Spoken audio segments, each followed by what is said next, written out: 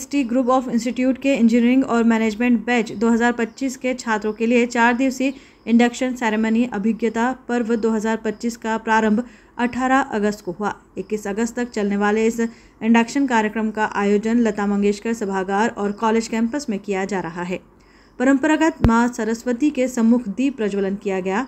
इस आयोजन का प्रमुख उद्देश्य नवीन छात्रों को संस्थान के सिस्टम्स, प्रोटोकॉल्स और प्रोसेस से अवगत कराना तो है ही, मगर साथ ही छात्रों को यह जानने का अवसर देना है कि किस तरह से वे संस्थान द्वारा प्रदान की जाने वाली हर सुविधा और मार्गदर्शन का उपयोग कर एक बेहतर प्रोफेशनल बन सकते हैं और एक आदर्श चरित्र निर्माण कर अपने भविष्य को उज्जवल बना सकते हैं।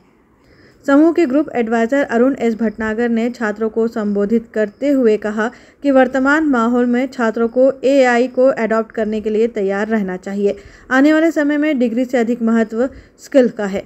आपने नए शिक्षा मॉडल, समग्र समुत्कर्ष योजना और क्यूरियोसिटी ड्रिवन एजुकेशन को समझाया।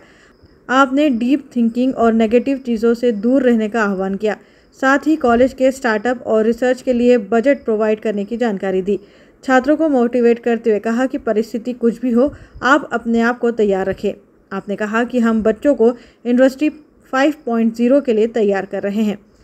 छात्रों के सर्वांगीण विकास के लिए चलाई जा रही समग्र समुत्कर्ष योजना के बारे में चर्चा की और बताया कि यह योजना कैसे शैक्षणिक उत्कृष्टता को व्यक्तिगत विकास और नैतिक मूल्यों को सामाजिक उत्तरदायित्वों के साथ जोड़ती है। इसके पश्चात IAS secretary department of fisheries ने छात्र छात्राओं को संबोधित करते हुए कहा कि आपकी ज़िंदगी आपकी खुद की है। आपको निर्णय लेना है कि आपको क्या करना है, क्योंकि हार्ड वर्क के अलावा कोई और रास्ता नहीं है सफल होने के लिए। आप बहुत सारे सपने देखते हैं, लेकिन साथ में मजबूत फाउंडेशन भी रखें। डॉक्टर अंकित शाह ने विकसित भारत 2047 के निर्माण के विषय में अपने विचार रखे और बताया कि डॉक्टर अंकित शाह ने विचार रखे तक लेना, बताया कि लेना ही मत इसमें।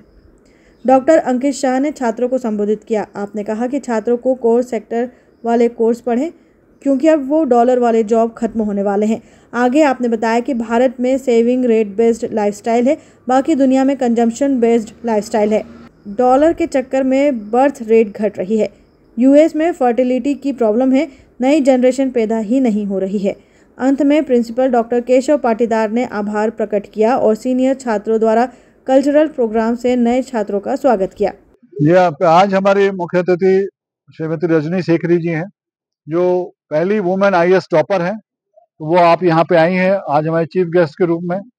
साथ में डॉक्टर अंकित शाह साहब भी हैं और इन सभी ने अपने जो स्पीच थी उसमें उन पॉइंट्स को टच किया जो आज स्टूडेंट्स को समझ में आना जरूरी, जो उनको आगे चल के भारत का एक सफल नागरिक बना सकें और उसके प्रति जो उनकी जिम्मेदारियां हैं उसको पूर्ण कैसे करेंगे ये भी बताया गया।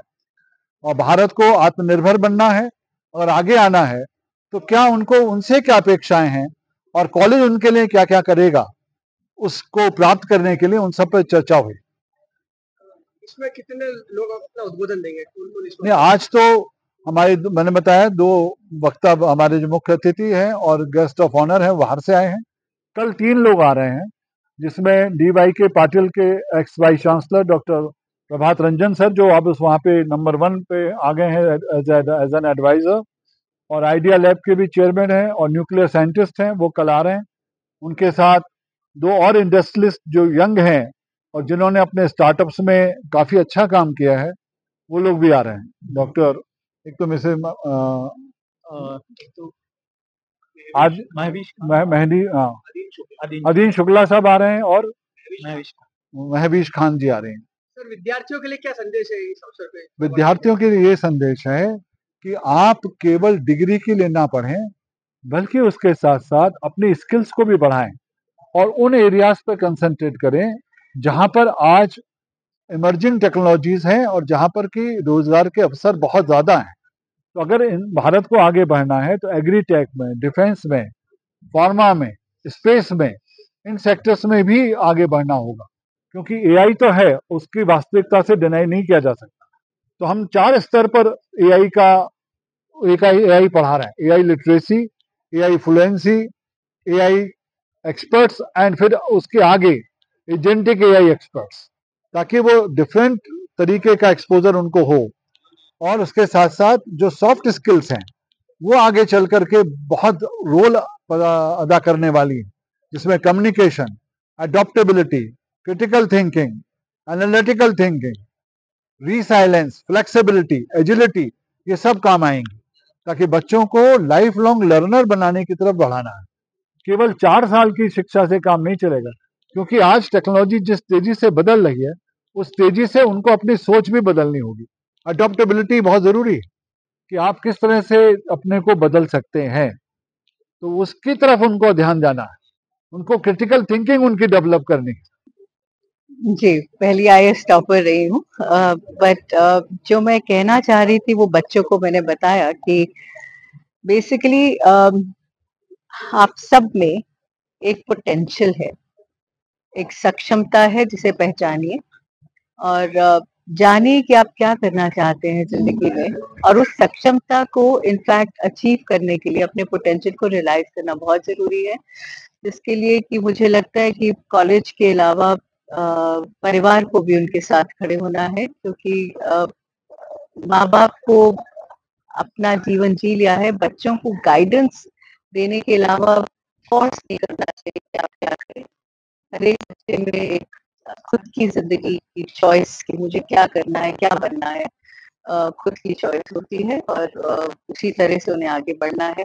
और एक बात जो जरूरी है, हमेशा हम सोचते हैं कि मुझे क्या दिया, सोसाइटी ने क्या दिया, कॉलेज से क्या लिया, मेरे देश ने मुझे क्या दिया। अब ये कहना जरूरी है कि मैं क्या करने जा रहा हूँ सोसाइटी के लिए, कॉलेज के लिए, देश के लिए।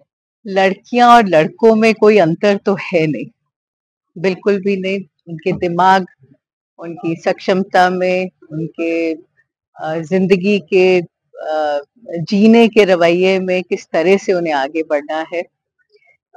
पुरानी सोच है जो ये होती थी कि लड़कियों का रोल अलग है, लड़कों का अलग है। लड़कियां चांद को छूती हैं, आसमान में जाती हैं, जो करना चाहें। अब तो आर्मी में भी जो बिल्कुल बंद था लड़कियों के लिए, वो भी वहां पे भी लड़कियां जा रही हैं। You can actually dream and do what you think is your worth.